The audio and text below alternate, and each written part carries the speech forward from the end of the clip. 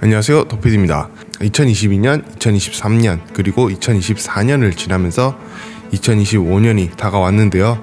제가 굴리오TV와 함께한 것도 2022년도였는데 벌써 이렇게 시간이 흘러가면서 자전거 시장에도 많은 변화들이 있었습니다. 코로나 사태를 맞으면서 자전거 시장, 특히 레저용 자전거인 로드 자전거가 대호황기를 맞이했었고요. 코로나 사태가 종료되면서 더 이상 밖에서 자전거를 탈 시간도 줄어들고 실내 운동도 가능해지면서 급격하게 자전거 이용률이 떨어졌습니다.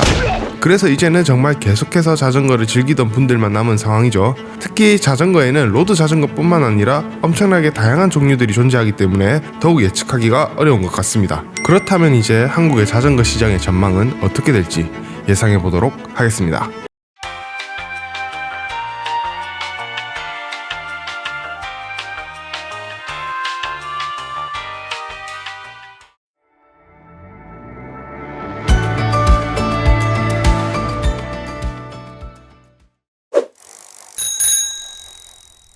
현재 시장 상황은 앞서 인트로에서 이야기했듯이 로드 자전거 시장의 몰락이라고 볼 수 있습니다. 팬데믹 동안 급성장했던 수요가 정체 상태로 돌아섰고요. 그리고 자전거 가격이 많이 오른 부분도 한몫한 것 같습니다. 105급의 로드 자전거의 가격이 19년도까지만 해도 200만원대였으나 지금은 최소 300만원 이상으로 가격이 올랐고요. 울테그라급의 자전거는 2020년 당시에 300만원대에 구매를 했으나 현재 울테그라급의 자전거를 구매하려면 최소 400, 전동식일 경우에는 500에서 600 이상으로 가격이 급격하게 올라갔습니다. 그래서 부담스러운 가격으로 인해서 로드 자전거를 새롭게 입문하게 되는 비중도 많이 줄어들게 되었습니다. 사실 입문을 위해서는 자전거뿐만 아니라 추가로 각종 용품들도 필요하기 때문에 자전거 플러스 기타 장비들까지 합하면 더 부담스러운 것도 있습니다. 그리고 유난히 한국에서 비싼 자전거를 선호하기도 하기 때문에 더더욱 그런 것 같습니다. 그래서 요즘은 다른 카테고리의 자전거들로 관심이 분산되고 있는 것 같습니다. 그래블 바이크는 로드 바이크와 가장 흡사한 외형을 가지면서도 MTB의 특징을 겸비한 전천후 자전거라고 볼 수 있습니다. 로드 바이크는 속도를 중시해서 얇은 타이어를 사용하기 때문에 험한 지형에서는 주행이 어렵고요. 주로 도로에서만 타야 하는 경우가 많습니다. 반면 그래블 바이크는 로드 바이크의 속도감과 두꺼운 타이어를 통해서 험로 주행 능력을 모두 갖추고 있어서 로드 바이크와 MTB의 장점을 결합한 자전거라고 할 수 있습니다. 이러한 특징 덕분에 그래블 바이크는 바이크 캠핑, 장거리 여행 등 다목적 용도로 활용이 가능하고요. 다양한 지형에서도 유연하게 주행할 수 있는 점이 큰 장점입니다. 현재 한국에서는 그래블 바이크가 아직 비주류긴 하지만 이미 탄탄한 매니아층이 형성되어 있습니다. 빠른 성장은 어렵더라도 다목적 활용성과 실용성을 바탕으로 점차 대중화가 이루어질 가능성이 높아 보입니다. 그래블 바이크는 앞으로 다양한 라이딩 스타일을 즐기고자 하는 그런 라이더들에게 꾸준히 주목받을 것으로 예상됩니다.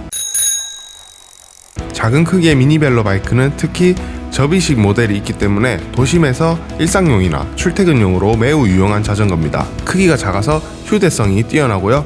초보자도 쉽게 다룰 수 있다는 큰 장점이 있습니다. 특히 접이식 제품의 경우에는 지하철을 요일에 상관없이 이용할 수도 있고 복잡한 도심 속에서 이만한 이동수단을 찾기가 어렵다고 볼 수 있습니다. 미니벨로는 단순히 생활용 자전거에 그치지 않고 최근에는 레저용으로도 활용할 수 있는 고성능 모델들이 출시되고 있습니다. 이러한 모델들을 더 이상 미니벨로가 단순히 실용성에만 초점이 맞춰진 자전거가 아니라는 것을 보여주며 일상과 여가를 동시에 즐길 수 있는 새로운 가능성을 제시하고 있습니다. 그러나 대부분의 사람들이 미니벨로를 선택하는 주된 이유는 여전히 일상생활과 휴대성이 있고요. 도심 환경에 적합한 실용성과 편리함을 갖추고 있어서 대중화될 수 있는 매우 좋은 조건을 가진 자전거라고 할 수 있습니다. 그리고 픽시 자전거는 기어가 고정된 구조를 가진 자전거로 원래는 트랙 경기용으로 사용되던 모델이었습니다. 이후 외국의 메신저들이 실용적으로 활용하기 시작하면서 일반 젊은 세대들에게까지 인기를 얻게 되었고요. 현재는 패션과 스트리트 문화를 기반으로 소규모 시장을 유지하고 있습니다. 픽시 자전거는 심플한 디자인과 저렴한 가격이 강점으로 특히 학생들 사이에서 꾸준히 인기를 얻고 있는 자전거의 한 종류입니다. 단순하고 세련된 스타일 덕분에 패션 아이템으로도 주목받고 있고요. 도시 라이딩을 즐기는 사람들에게 매력적인 선택지가 되고 있습니다. 다만 픽시 자전거는 고정된 커뮤니티를 중심으로 인기를 유지하고 있어 대체 시장의 성장과 함께 폭발적인 성장을 기대하기는 어려울 것으로 보입니다. 그럼에도 불구하고 매니아층을 중심으로 꾸준한 수요가 이어지며 독특한 문화와 라이프 스타일을 반영하는 자전거로 자리 잡을 가능성이 높습니다. 그리고 큰 단점으로 픽시 자전거의 구조적 특성상 위험 요소를 내포하고 있는데요. 초보자에게는 속도를 제어하거나 멈추는데 어렵고 브레이크가 없는 경우가 많아서 많은 위험성을 가지고 있어 픽시 자전거를 선호하지 않는 분들도 많다는 점이 아쉬운 부분입니다. 마지막으로 전기자전거는 빠르게 성장하는 기술과 시장 환경 속에서 가장 높은 성장 가능성을 보이고 있는데요.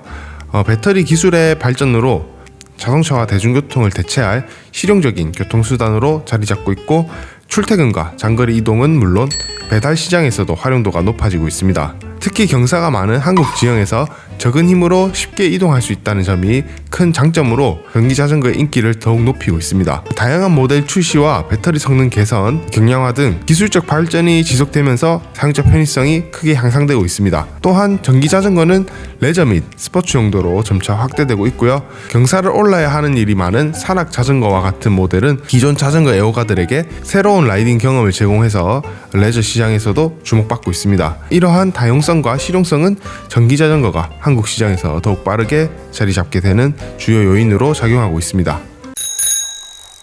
하지만 이런 자전거 시장이 더욱 발전하기 위해서는 우리가 함께 해결해야 될 과제들이 있는데요. 첫 번째로 중요한 과제는 바로 안전 문제입니다. 자전거 사고를 예방하기 위해서는 자전거 전용 도로의 확충과 체계적인 관리가 필수적입니다. 더불어 자전거와 관련된 법적 규제를 강화하고요.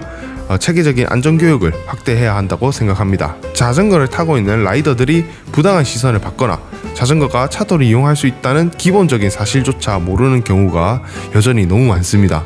이러한 인식 부족은 자전거와 차량 그리고 보행자 간의 갈등으로 이어질 수 있기 때문에 사회 전반적으로 자전거에 대한 올바른 이해와 인식 개선이 필요하다고 생각합니다. 안전 문제를 해결하기 위해서는 안전장비 착용을 의무화하고요. 매너 있고 질서 있는 주행 습관을 장려해야 합니다. 자전거, 자동차, 보행자가 서로를 존중하는 문화를 형성함으로써 도로에서의 갈등을 줄이고 모두가 안전한 환경을 만들 수 있을 것입니다. 이를 실현하기 위해서는 자전거 교육 프로그램의 확대와 함께 관련 법규를 강화하고 엄격한 단속을 통해서 법규 준수 문화를 정착시켜야 한다고 생각합니다.